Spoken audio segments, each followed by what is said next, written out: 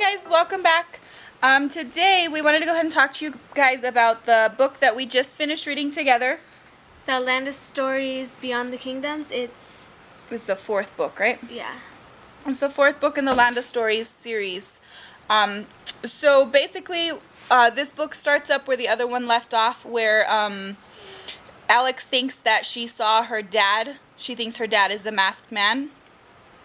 So she's like going crazy trying to find him. She's losing control of her powers because she is so emotionally charged, I guess, thinking that it's her father, who she thought passed away a couple of years ago.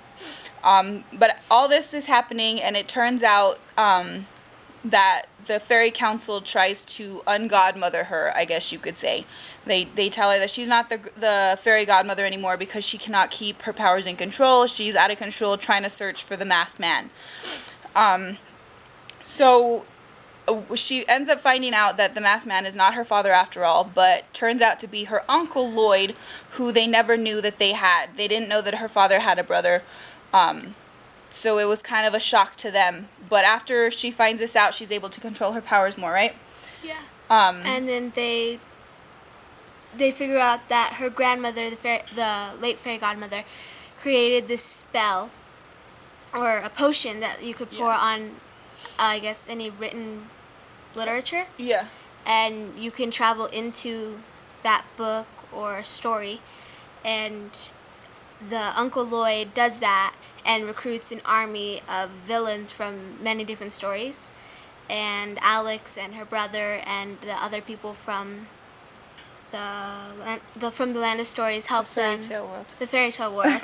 Try to help them, and Alex ends up finding some people from the other stories that she reads, like The Land of Oz, The Wizard of Oz. Yeah. Peter Pan. Peter Pan. So she basically makes friends with, well, they both do, like Peter, just kidding. Alex and Connor, they become friends with some of these characters, like they recruit Peter. He goes with them to help them because apparently they kidnapped Tinkerbell in order to get Captain Hook to do what he wants.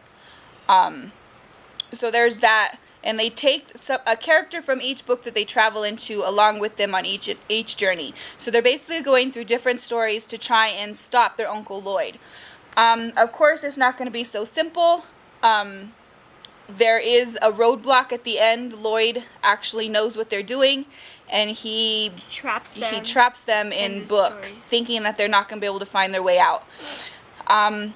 So that's it, really. It's not really a whole lot that goes into the fairy tale world. They're not really in that part of it. They're in other stories. I guess that's why it's called Beyond the Kingdoms. They're going into different stories. But yeah, I liked it. It was different, I guess, because normally it revolves around the characters, Cinderella and all that stuff. And don't get me wrong, Red and a few of the characters from the fairy tale world are still in this book, but it was nice to have other characters from other books. Like King Arthur makes an appearance, Robin Hood and the Merry Men make an appearance. So yeah, it's just a lot of different characters, and I would definitely recommend you read it. Yeah? Yeah, it's a good book. It's one of my favorites out of all four of them.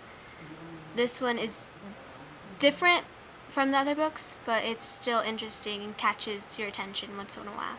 Yeah. So, once again, Land of Stories. Beyond the Kingdoms. Beyond the Kingdoms, book number 4. Check it out. Until next time. Enjoy the adventure.